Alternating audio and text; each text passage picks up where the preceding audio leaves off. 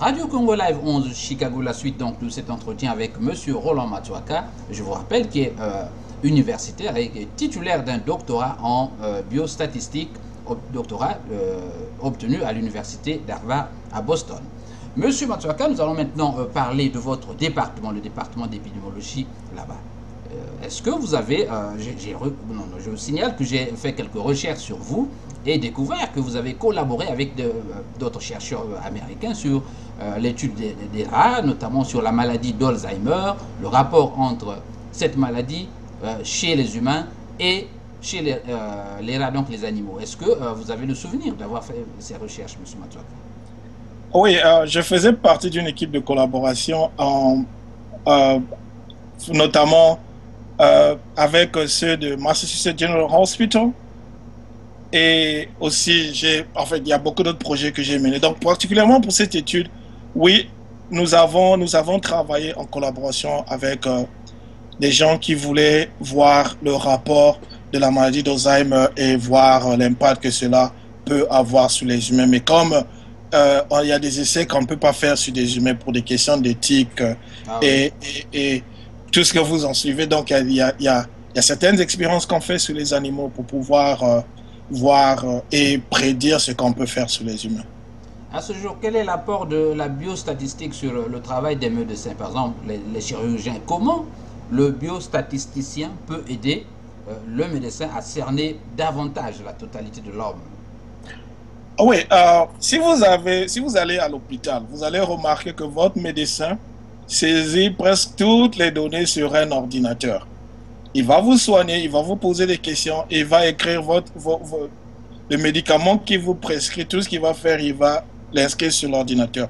Donc, nous avons des données comme ça que nous recueillons et nous sommes en mesure, en fonction de certaines maladies, en fonction des traitements qui vous sont donnés, de décider. Et évidemment, il y a aussi des cadres qu'on appelle les essais cliniques.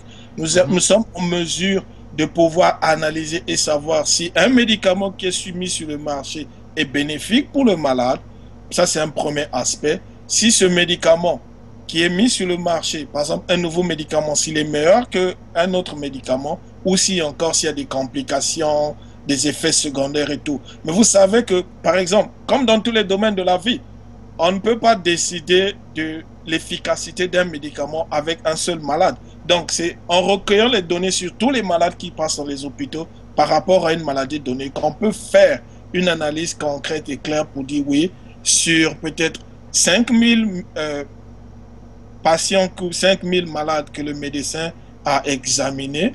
Il y a certains qu'on a donné ce médicament, un autre groupe on a donné ce médicament. En comparant les deux groupes, nous voyons que ceux qui ont pris le médicament A, comparé à ceux qui ont pris le médicament B, ceux du médicament A ont eu un meilleur effet et des meilleurs résultats. Et donc, nous allons maintenant désormais recommander ce médicament. Il y a aussi des effets inverses. Le médicament peut être sur le marché, il a passé toutes les étapes des tests et des prévisions, mais dans la mise en application sur le marché, nous pouvons constater que il y a des effets secondaires que nous remarquons sur des malades ou des effets que les essais cliniques n'avaient pas soulignés. Et en fonction de là aussi, nous faisons des analyses pour décider, oui, ce médicament n'est pas bien pour la population. Et vous savez qu'on ne peut pas prendre une telle décision avec un seul malade, comme je le dis, parce que, évidemment, une seule personne, ça peut être vraiment un cas particulier. Il y a des gens qui, même si on lui donne un placebo, ce qu'on appelle en anglais couramment sugar pill, s'il était malade, tu lui donnes un placebo. Le fait que le médecin lui a donné quelque chose, même qui n'a rien à voir avec la maladie, qui ne fait rien,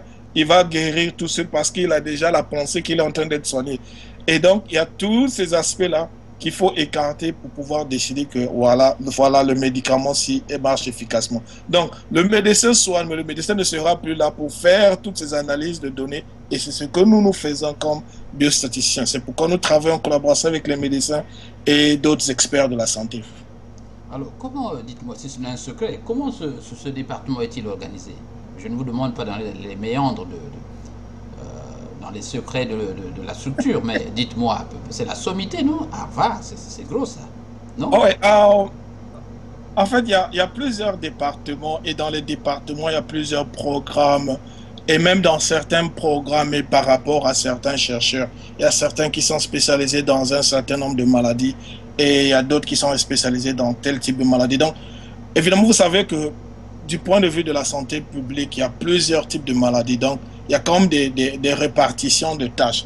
Donc, si vous prêtez bien attention à ce que j'ai eu à faire, pour mon doctorat, j'ai travaillé principalement avec le département de neurologie à l'hôpital, ce qu'on appelle Mass General Hospital.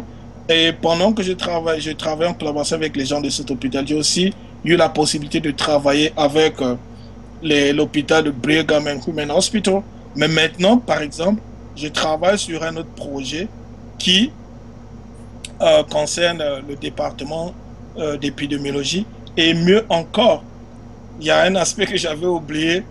Je travaille à l'université de Harvard 7, mais je travaille aussi avec Northeastern University, qui est une université de la place. Je suis visiting scholar là-bas. Et il y a aussi des données que nous voulons analyser sur l'impact de déplacer des populations, les populations vulnérables ou les populations pauvres généralement, dans les quartiers très pauvres vers les quartiers moins pauvres pour voir l'impact que cela peut avoir sur la santé et l'aspect socio-économique de ce mouvement-là. Donc, ça, c'est l'aspect sur lequel je travaille ces jours-ci.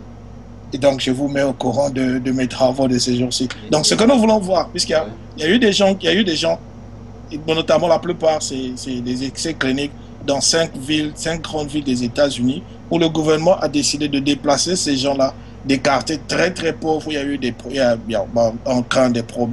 de criminalité, des problèmes de salubrité et tout, que le gouvernement a financé pour les déplacer dans les logements un peu adéquats. Et on veut voir l'impact que ce déplacement peut avoir sur la santé physique, mais aussi sur l'aspect socio-économique. Et donc, c'est sur ces données-là que je travaille.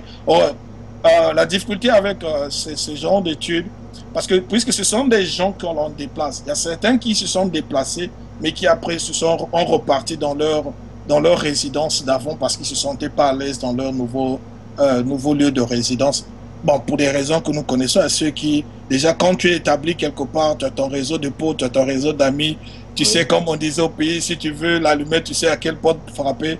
Si tu veux un verre d'eau, tu sais à quelle porte frapper. Ou bien si tu organises l'anniversaire de ta fille, il suffit de crier dans le voisinage que venez m'aider. Mais quand tu te déplaces ailleurs, ça peut être différent. Donc, il y a tous ces aspects que nous devons analyser pour, à la fin, décider, OK, le gouvernement a débloqué des sous, ils ont déplacé des gens dans certaines localités.